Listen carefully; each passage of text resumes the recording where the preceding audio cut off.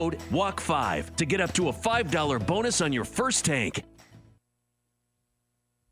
I'm Jamie Monticelli, WIDU Radio News. Fayetteville fire crews yesterday went out to reports of a structure fire on Larchmont Road in northern Fayetteville. No injuries were reported. 5 displaced residents were being helped by the American Red Cross. The origin and cause of the fire are under investigation. The City Council broke ground at the future site of the MacArthur Road Sports Complex alongside Fort Bragg representatives. Once it's done, it'll feature 12 baseball fields, a multi-use building with restrooms, concessions, office space, an open-air pavilion, and a maintenance building to support ongoing operations. Total budget for the Parks and Rec project is $20.6 million. $3.6 million is from the voter-approved 2016 Parks and Recreation Bond. That's in addition to Fayetteville's recreation amenities. Cumberland County schools and students grades 6 through 12 still have time to apply for Duke pre-college programs. That is an exciting summer opportunity to explore new subjects, learn from experts, and experience life on a college campus. From WIDU Radio, I'm Jamie Monticelli. Good Friday morning. We start your day with mostly cloudy skies and temperatures a bit chilly at around 50 degrees. Will then be mostly cloudy throughout the day today. Highs will reach the upper 60s to around 70. A brief shower can't be ruled out. Then cloudy skies overnight with temperatures dropping back to around 50. Some showers are possible late today. Then showers will be more likely on Saturday with highs reaching the upper 50s to around 60. In the mid to upper 60s by Sunday. I'm meteorologist Grant Skinner in the NCN Weather Center. You ever notice how most helpful information always seems to show up just a little too late? Like, oh, the deadline was yesterday. Or, you know you could have saved money if you'd done that earlier. Timing matters. That's why Fayetteville PWC wants you to know the summertime of use schedule begins April 1st. With smart timing, you can lower your energy costs by running appliances like washers, dryers, and dishwashers outside of peak hours. And by adjusting your thermostat just a few degrees higher between 3 and 6 in the afternoon, you can save even more. It's a simple shift that helps reduce strain on the energy grid, supports a more sustainable future, and keeps power reliable for everyone in our community. Because at Fayetteville PWC, we're committed to being environmentally responsible, dependable, and deeply invested in the place we all call home. Timing matters, and smart timing means savings. Learn more at startsaving@faypwc.com. Florence, South Carolina, get ready. The Tyrone Porter Legacy Showcase weekend is coming June 5th through June 7th, 2026. And this is one weekend you do not want to miss. Friday, June 5th, it's the Lift Every Voice Choir Competition. Calling all choirs and praise teams from Florence and the surrounding areas. This is your moment to take the stage, lift your voice, and represent your ministry. Registration is open now. Saturday, June 6th, the new and up-and-coming artist showcase. Solo artists and groups, come share your gift with the world. You never know who may be in the audience watching. And after the showcase, special guest artists will take the stage.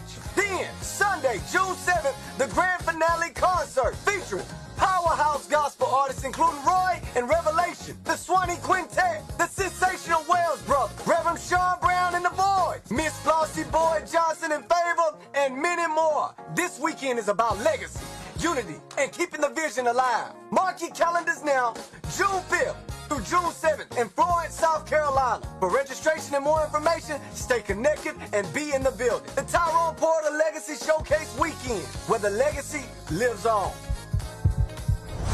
$5,000. That's the average amount of money people in the U.S. are now spending on gas in a year. $5,000. That's crazy. If you drive, you have to download Upside, the free app that gives you cash back every time you get gas. That's right. You can earn real cash back with Upside just by buying the gas you're already buying. You can literally start earning cash back today. I use Upside every time I fill up, and I've already made around $300. You're putting gas in your car anyway. Why not get real cash back? If you like free money, download Upside. I'm saving the cash I earn from using Upside to help pay for a vacation later this year. Download the free Upside app now to earn cash back every time you buy gas. Use promo code WALK5 to get up to a $5 bonus on your first tank. You can cash out anytime right to your bank, PayPal, or a gift card for Amazon and other brands. Just download the free Upside app and use promo code WALK5 to get up to a $5 bonus on your first tank. That's code WALK5 to get up to a $5 bonus on your first tank.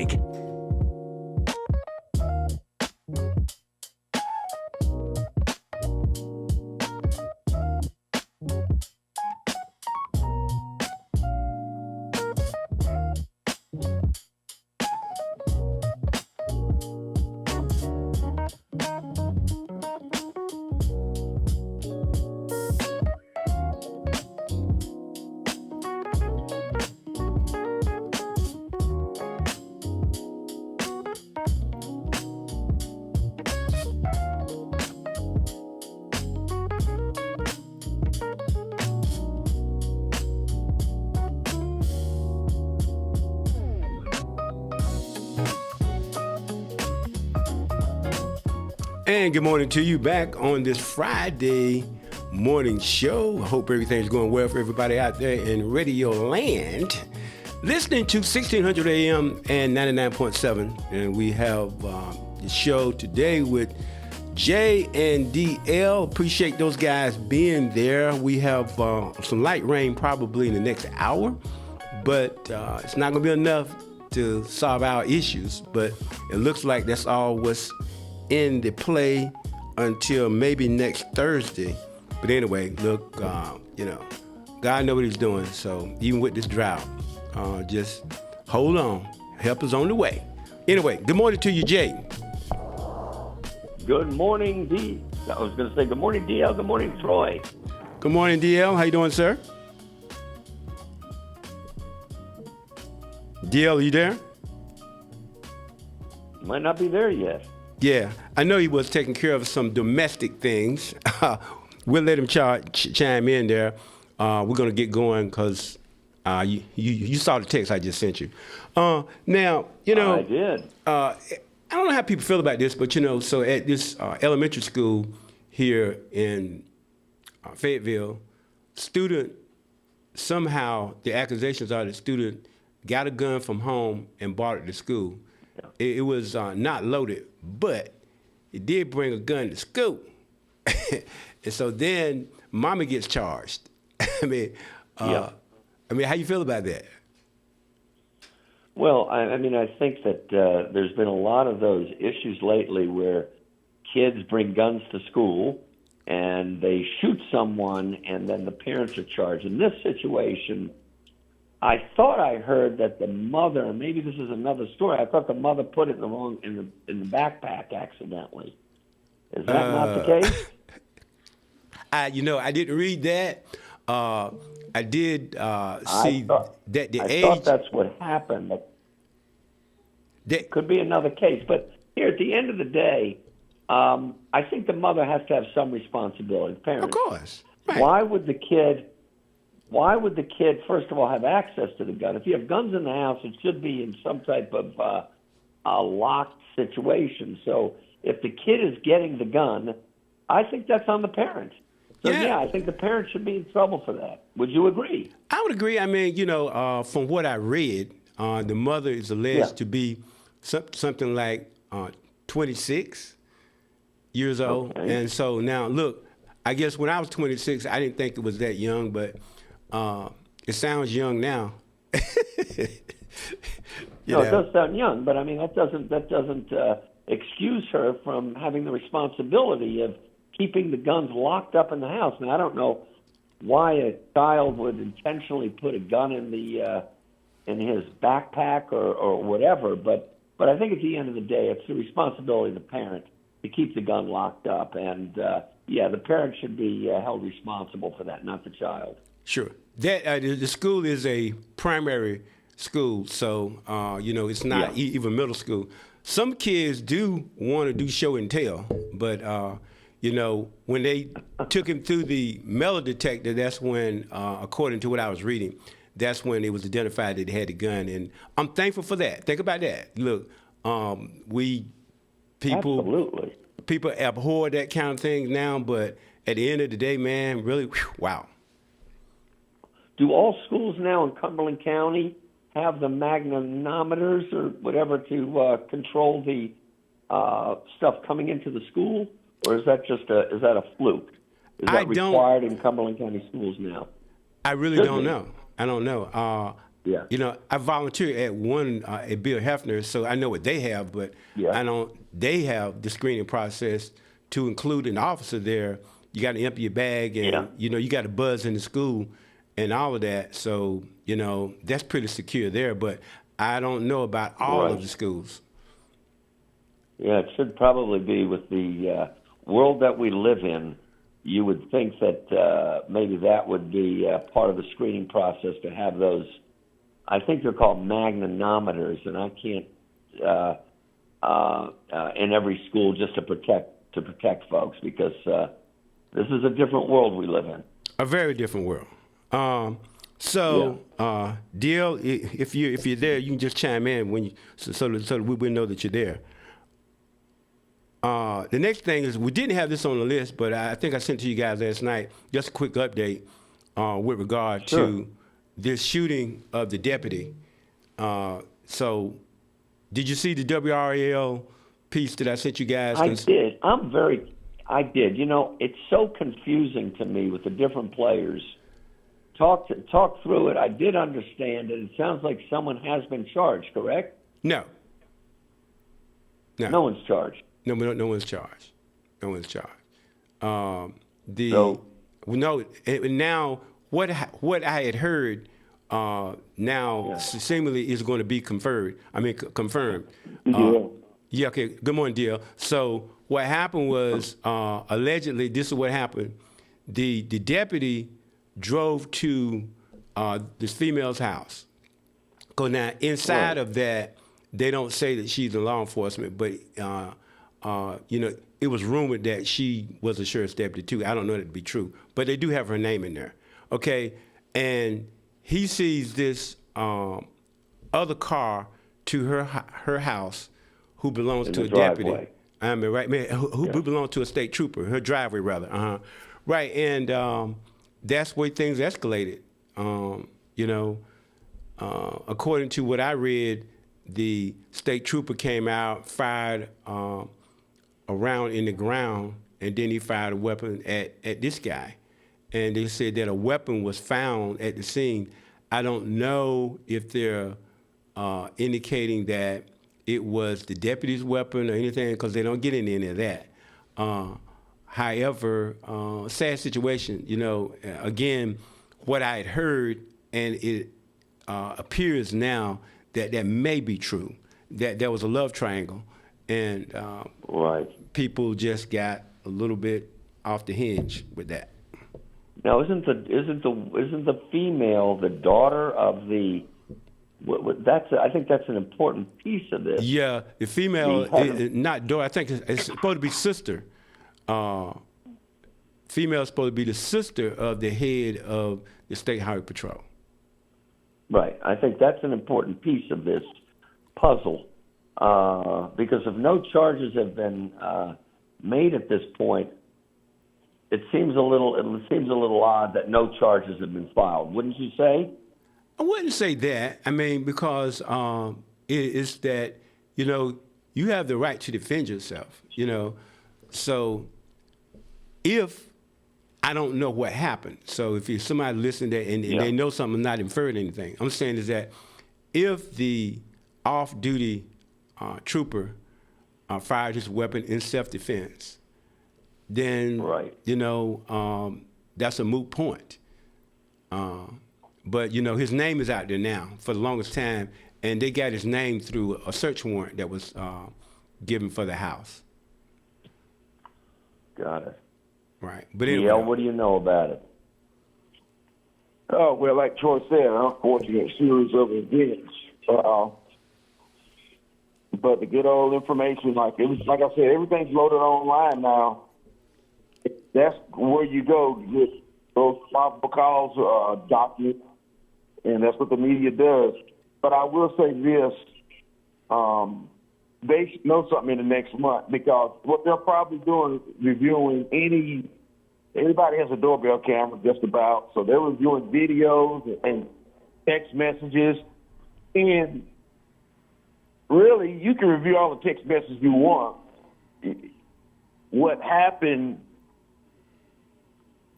between the trooper and the deputy, that's going to be key that night. That's it. Either it was self-defense or was not self-defense. Yeah. Right. Well, I mean, it's been a while since I've had the badge and gun thing, but, I'm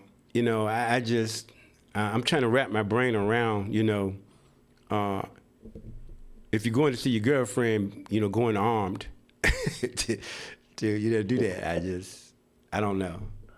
That's not something I would do. You know what I mean? I don't know. Nor would I. Well, anyway, look, let's move on. DL, I'll let you lead off on what's going on at South Carolina State University. Well, the lieutenant governor, and let me let me get that. I forgot the name, Troy. If you got it for me. So basically, the chancellor, I think the board of trustees and the chancellor in December, they invited the lieutenant governor for South Carolina to be the commencement speaker. And so what happened is that students found out about it, and they did not like it. And the lieutenant governor name is Pamela Yvette. Now, she is a Trump supporter. She's been in D.C. with Trump, and she just says she's a Trump supporter. So the clip I saw on Instagram was a female student who was saying she didn't like it, and here's some of her reasons. Now, she's entitled to have her reasons. She was saying, well, number one, she's a Trump supporter. That means she's pro-police, and police are not for black folks. And then she goes on to say, this must be, she couldn't say the word somebody had to say it. This must be a quid pro quo. And, okay, she's entitled to have her opinions, folks. Now, I'm going to fault the officials at South Carolina State. So I'll say this. When Charlie Kirk was killed, Florida said every school, including FAMU's HBCU, must have a Charlie Kirk street. Now, I think that's a tough pill to swallow for some black folks. Charlie Kirk had his right to say a number of things. Some of the things how he said it, I just didn't agree with. And that was a tough pill to swallow. But guess what? They have to make money. But here's my problem with what happened with the lieutenant governor. Is the fault has already started. The South Carolina General Assembly say, let's look at the money we're spending there, because if she's a Republican and she can't speak there, who can speak there? So that's the fallout. And then I'm looking at some of the comments on Facebook. Somebody gave her 33 likes, not this lady, but another black female. She said, I sold out for funding. And somebody come back and said, duh, what do you think it takes to run this university? To me, Troy, that's going to be the fallout. And here's my thing. We have to have conversations with folks. You have to deal with folks who you may not like. They may be Trump supporters. But what are you going to do every time a Republican's in office? You're not going to have anything to do with any Republican. You're going to say, nah, we don't want no money. South Carolina State is a state-funded school. I fought the college president. You don't know how to read the room. And it's going to continue to be fallout from the South Carolina General Assembly. It's already, because they're comparing what they give the College of Charleston, the Citadel, in South Carolina, University of South Carolina, and Clemson. They're entitled to their opinion, but it's going to be fallout. And the adult in the room messed up. Either you stick with her and you deal with the fallout for picking the South Carolina Lieutenant Governor, or you don't pick her at all. Yeah, my thinking is this. I think we're at a point in this country where there's so much hate and vitriolic language. We have to come together. And I think that you get to a point where sometimes you have to hear different opinions. And that's okay. We can't agree on everything. But I think if you don't start listening to the other voices, we never do come together. It's one thing, I would say if they were picking a Nazi to speak at the school, yeah, I'd say there would be a lot of pushback.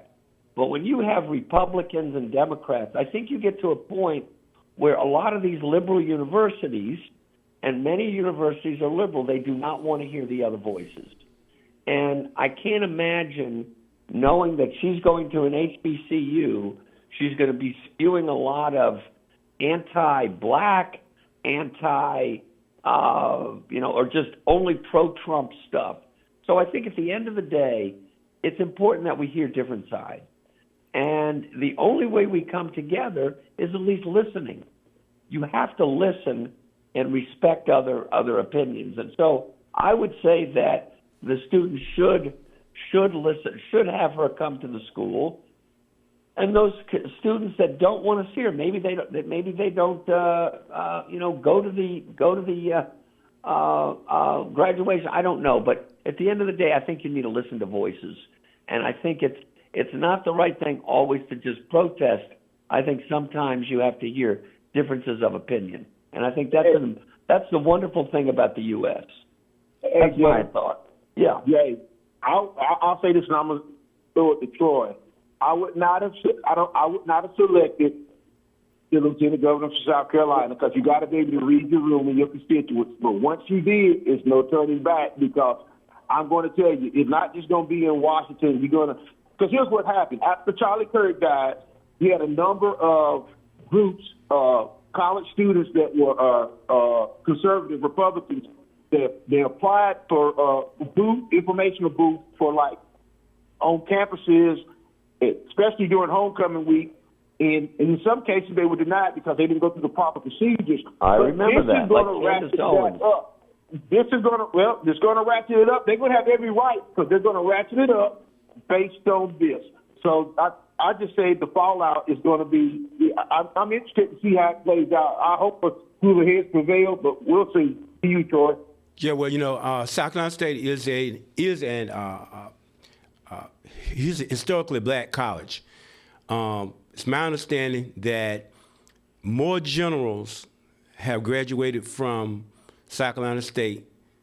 They are second only to West Point, which was, I think I'm very accurate with that. Some local generals, General Rodney Anderson is a South Carolina State graduate. So, it's an important institution without a doubt. But I would agree with you, and, because we're going to be talking about free speech. But, look, at some point, some people believe free speech only applies to one side. In other words, I can say what I want to say, but I'm going to reject anything that somebody else is saying. Of course, the rhetoric with her proximity to the president and the things about him being called a Nazi and then this fascism and all this other stuff. But I would agree. I did hear what she said, which has kind of added fuel to the fire.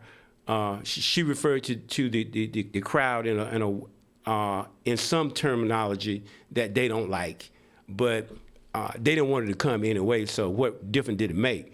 But at the end of the day, I agree with you. We're going to have to be able to start listening to each other and not be like that. I would agree with her with this. It's the institution of higher learning.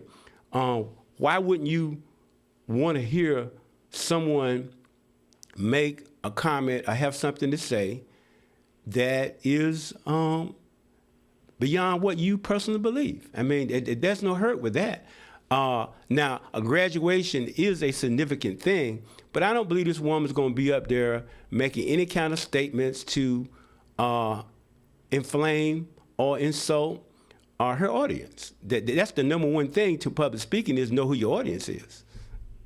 Is she still going to be the speaker with all of this going on, or are they going to replace her? What's the final decision? I believe they're going to have to punt, guys. I just do. They withdrew. Yeah, that's what I'm saying. So it's a bad look, Why are you going to ask somebody to come to something, then you're going to uninvite them, But it's a bad look, no doubt about it. But we got about 2 minutes before we go to the break here. But, see, that's just the whole thing now.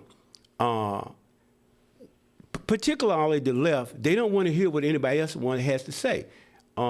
Shout you out, talk you down, but then let me get up and say what I need to say, but I don't need to hear what you have to say. We're going to have to work on that. We definitely have to work on that.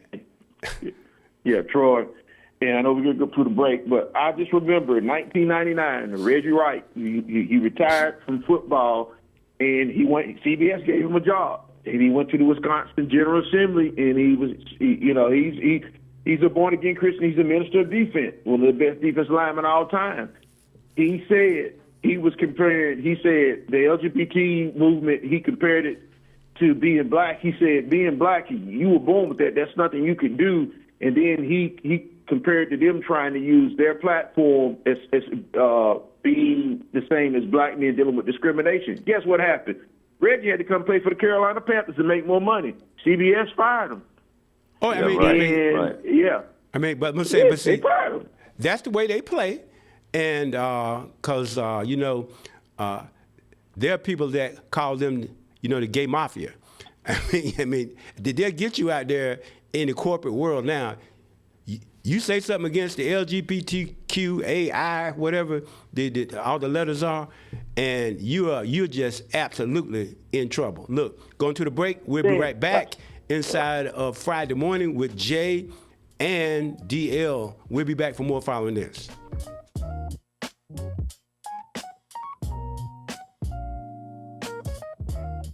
It's celebration time again for all freshmen in high school through freshmen in college. Come join us at Faith Tabernacle Christian Center for Prom Night 26. Our guest for the evening will be Christian rap artist Mike Teasy. This event will take place Friday, May 1st at 7 p.m. and is designed exclusively for high school freshmen through college freshmen. Commemorative photos will be taken and can be purchased the day of the event, so dress your best and come ready to have some fun. Admission is free, but you must register to attend. Register on our website at ftccenter.org, or you can call the church 910-865-5252. Church groups and schools are welcome, but you must register as well. Doors open at 6 p.m., so come early and participate in our red carpet photo op. Let's celebrate your accomplishments for this year by joining us for Prom Night 26. For more detail, call 910-865-5252 or online at ftccenter.org. Space is limited.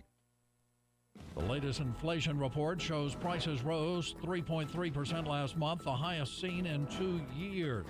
Mylan, the U.S. distributor and marketer of EpiPens, reached a multi-million-dollar deal with North Carolina's Attorney General, who claimed the state overpaid for the product. The FBI, ATF, and U.S. Marshals are all headed to Berea, Kentucky, where police say a man killed 2 people while robbing a bank. Tens of thousands of deceased people remain in North Carolina's voters' rolls, and the state is investigating the status of each individual before canceling registration. President Trump faces a key deadline in the war against Iran today and the War Powers Act.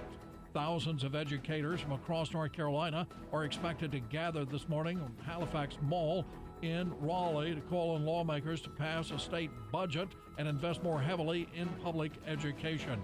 Mike Rayleigh, NCN News. I'm Jamie Monticelli, WIDU Radio News. Fayetteville fire crews yesterday went out to reports of a structure fire on Larchmont Road in northern Fayetteville. No injuries were reported. 5 displaced residents were being helped by the American Red Cross. The origin and cause of the fire are under investigation. The City Council broke ground at the future site of the MacArthur Road Sports Complex alongside Fort Bragg representatives. Once it's done, it'll feature 12 baseball fields, a multi-use building with restrooms, concessions, office space, an open-air pavilion, and a maintenance building to support ongoing operations. Total budget for the Parks and Rec project is $20.6 million. $3.6 million is from the voter-approved 2016 Parks and Recreation Bond. That's in addition to Fayetteville's recreation amenities. Cumberland County schools and students grades 6 through 12 still have time to apply for Duke pre-college programs. That is an exciting summer opportunity to explore new subjects, learn from experts, and experience life on a college campus. From WIDU Radio, I'm Jamie Monticelli. With high pressure in place, we'll have drier conditions for the majority of the day today. Just a brief shower possible. Temperatures are comfortable. An area of low pressure brings a better chance for showers into Saturday. Then we're drier by Sunday. Mostly cloudy skies this morning with temperatures starting at around 50 degrees. We'll stay mostly cloudy through this afternoon. Highs reach the upper 60s to around 70. We'll only reach the upper 50s to around 60 on Saturday. I'm meteorologist Rand Skinner in the NCN Weather Center.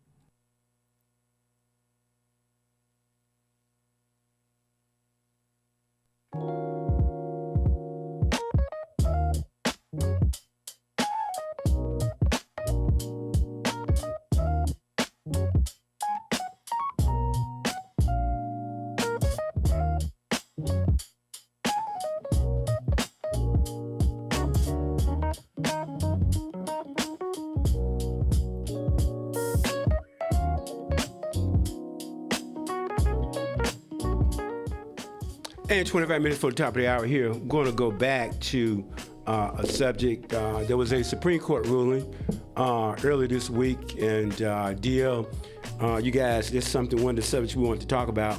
The Supreme Court of the nation, 6-3 vote on voting maps. Let's talk about that, DL. I'll let you lead off on that. Follow up with Jay. Okay, 1965, that was 4 years before I was born. So they had the Civil Rights Act.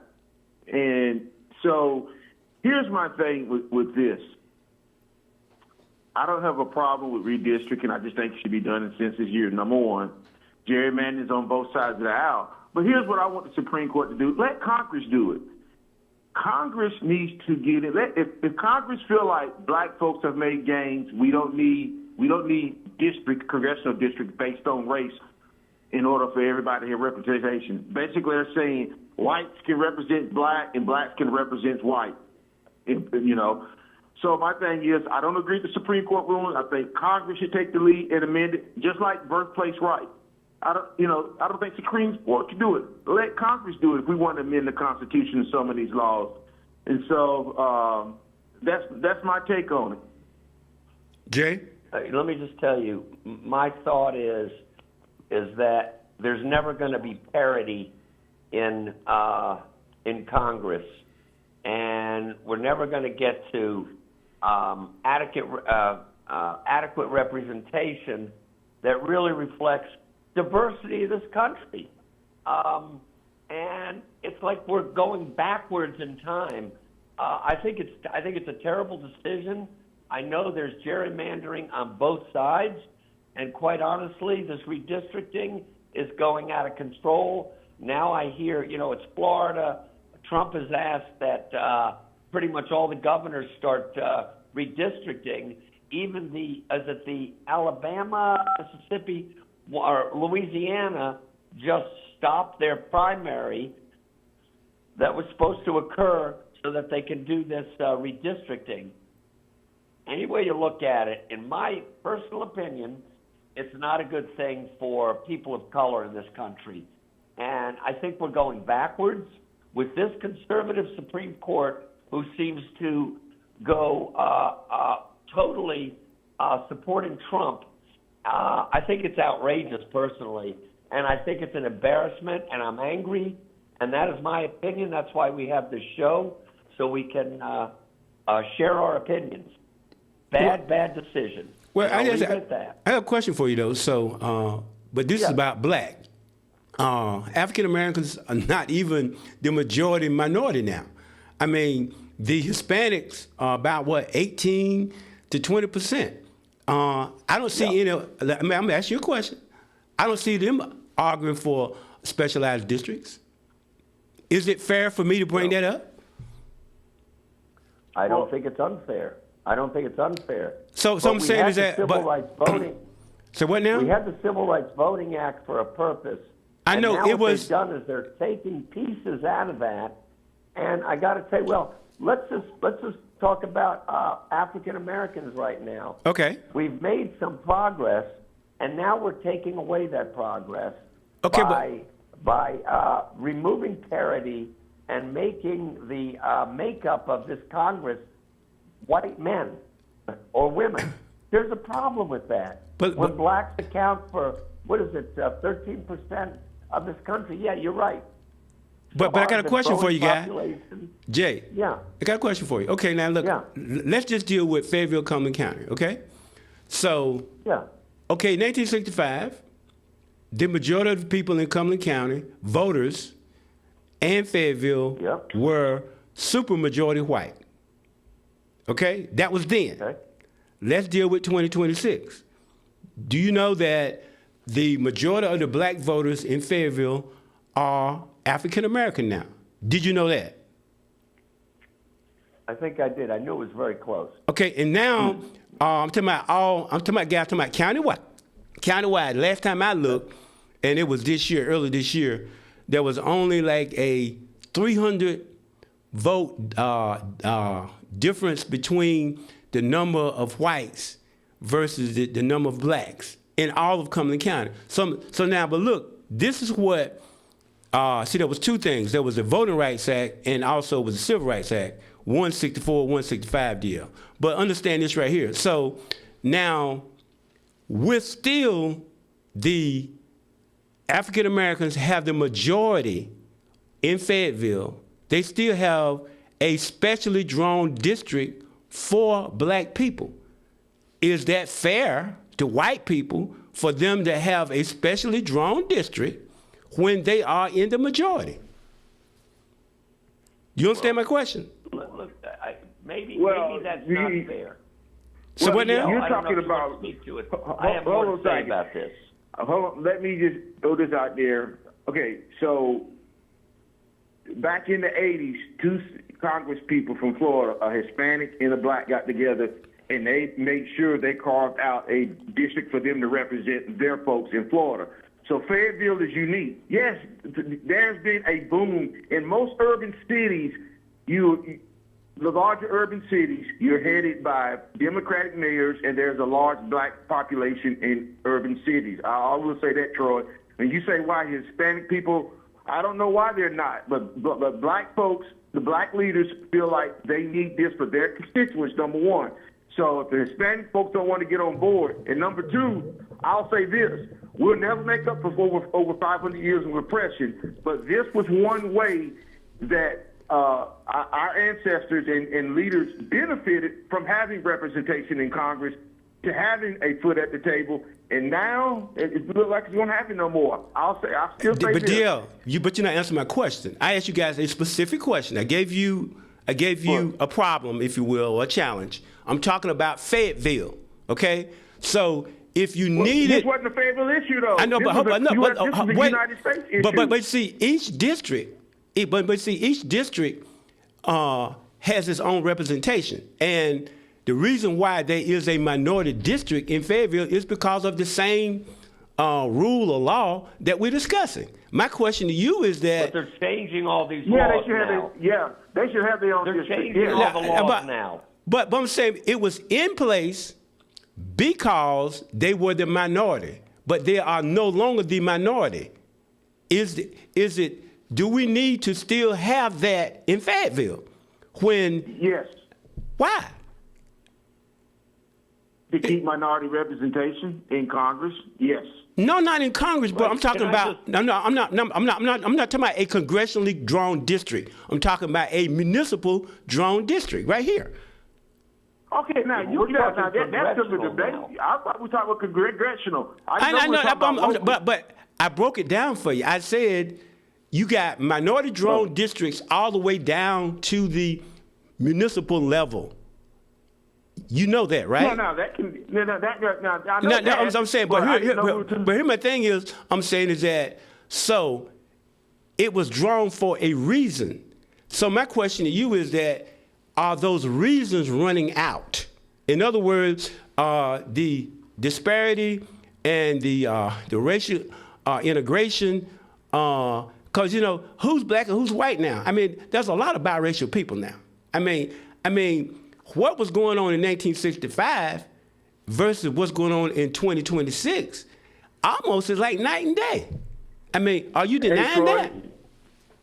No, I'm saying, since you said it locally, here's what needs to happen then. Somebody that has a dog in the fight locally in Cumberland County should do exactly what you say. They can say, I don't think Fayetteville needs these maps no more for council districts, and we need to change them. But I'm talking about, so now, if a white person does that, okay, or either say anybody do it, okay, I'm just not assuming it has to be a white person. But how would they be looked upon? Oh, it's racist, da-da-da-da-da. We already know what's going to happen with that. And I'm saying it's the same thing with Cumberland County. So now here you have a majority African-American council for the city of Fayetteville, and they still have minority-drawn districts to ensure that they will get elected. That's my point or my question. Can I say this? Shoot. I was trying to look at the big picture that really is going to affect America. If you want to look at, I think someone stated that Florida, Louisiana, Alabama, Mississippi, and Tennessee, these are all states poised to potentially wipe out every single district that has provided an opportunity for black voters. And in some cases, I think Hispanic an opportunity voters. To do what, Jay? To have a right to have black representation in Congress. You will have no black representation in Congress. That is a problem. and I'm a white guy. That is a disgrace. Well, that is the trend that we will see with this redistricting and gerrymandering and the case and the vote that the Supreme Court made. That's what's going to happen. But what you're doing now is you have a crystal ball. That's supposition. You don't know that. You don't. You don't know that. I can say. No, you don't. No, I don't know. Here's the thing, real quickly. Here's what's happening, though. It's like, that when we vote, it's the reason why we don't want California and Texas and New York. We do the electoral college. The reason why we do that because those heavily populated like states, California, New York, will decide the presidency. So now when Florida adds more congressional districts that are predominantly Republican and California do a Democrat, that's when you're going to dilute a small group of people, the little voices that they had. They're going to dilute them. But I say this, Troy, I still believe that when it comes to voting, whether it be the Congress or the United States president, independent voters are going to make intelligent decisions based on their finances and their quality of life. Are they better off than they were 2 years ago? So even with these maps, I would not count that they're all going to be Republican Congress folks in Senate states, so they don't have nothing to do with congressional folks. But because this is what they're saying, guys. Okay, I heard the same thing. Well, these women need to vote for women. And so wasn't that when we went through the last presidential election, they were upset because they felt like the women should have voted for the woman? I mean, correct me if I'm wrong. Isn't that true? Yes or no? Yeah, I'm going to say that's what I'm saying. So, but see, you're making the decision, Jay, that I'm going to be better represented by somebody because I'm an African American. I need to get an African American to represent me. That's going to be my best representation. You see, it's about representation. And I'm saying to you, that's not necessarily true. It's not. So now I'll tell you what, look, I'm in a different Senate district now because my state senator is Tom McGinnis. But I'm not going to say that the white guy that was in the other state Senate district wasn't doing a better job for African Americans than them flipping the seat and giving it to an African American woman. Because the white guy that was there, I don't disagree with you. The white guy that was there did a whole lot more, Fayetteville State, whatever else it is. I mean, this guy, he had done a lot for the black community, and now we have a black woman that's there, and I'm just called balls and strikes. She has done nothing, zero. And so I'm supposed to be happy because, oh, gee, I got somebody black. That's basically what's going on in America, guy. I mean, that's not what I'm saying. I'm not saying a black individual should vote for black and white should vote for white. I just think there should be representation in Congress. Would you feel comfortable with a Congress that is made up of all white men and women? That's okay for you? No, I mean, I just think that's a problem. Okay, but I got here is. That's all I'm saying. What's the guy in South Carolina? I use him as an example. What's the guy? Yes, I think there's 9 districts in South Carolina. Clyburn. Yeah, Jim Clyburn. Look, now this is a fact, guys. Jim Clyburn is one of the most powerful Democrats in Washington, D.C. Can you argue that? That is a fact, right? Powerful. So what now? He's the one that really got Biden into office. I know that, but look, check this out. Now look, and you can go research this if you're listening, or if you don't know. Do you know that he has the poorest district, not only in South Carolina, but he has the poorest minority district in the country? Okay. You see what I'm saying? So. Okay. So, okay, they have the black guy down there in South Carolina, but how much good is it doing them? I mean, my thing is that I got what you're saying. West used to call it reflective representation. But my thing is that, look, what I want is I want a good representative. And I don't believe that you have to be the same gender or the same color or the same anything. You could be Asian, Latino, whatever else it is. If you're representing me well, I'm satisfied. I'm not all happy just because you look like me.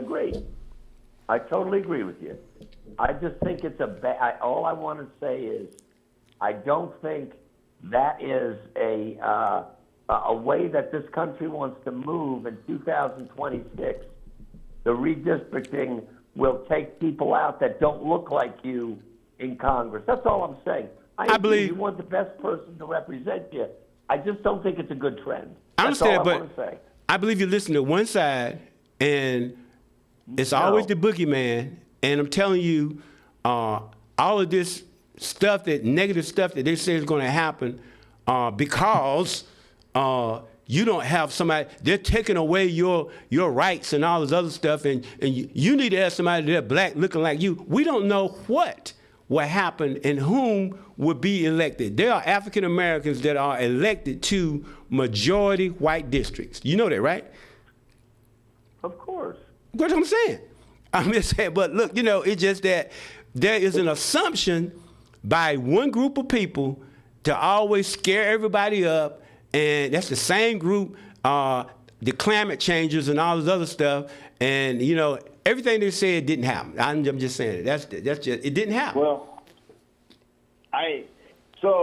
Troy, getting back to your local representation in Raleigh. The Democrats in Raleigh, in fairness to them, right now they're not going to get anything done because they're not in control unless they want to do like Kurt Bevier did, play ball. I'll say this, and in Congress right now, one ran for Senate and lost. I don't think you're going to have any black representation in Congress because they lost in the primaries. So that's going to be an interesting look for black folks in Congress and Republican side of the House. Right, and they asked the guy, they asked a conservative black guy. He said, "Look, I don't worry about that." You know what I mean? He said, "I don't worry about that." You know what I mean? So we just think that the presence of a particular kind of person is going to make something different or make it all right or make it better. And that has not proven to be true. It hasn't. And Deal, you just made the case for that, talking about, okay, we have all of these African-American mayors of these cities. How are these cities doing? Tell the truth. Tell the truth. They want to be sociologists instead of focusing. Black males have to realize your primary focus is public safety and stimulating job growth. But they want to be sociologists, and that's where we fall short. Well, my question is, are these cities doing better or are they doing worse, Jay?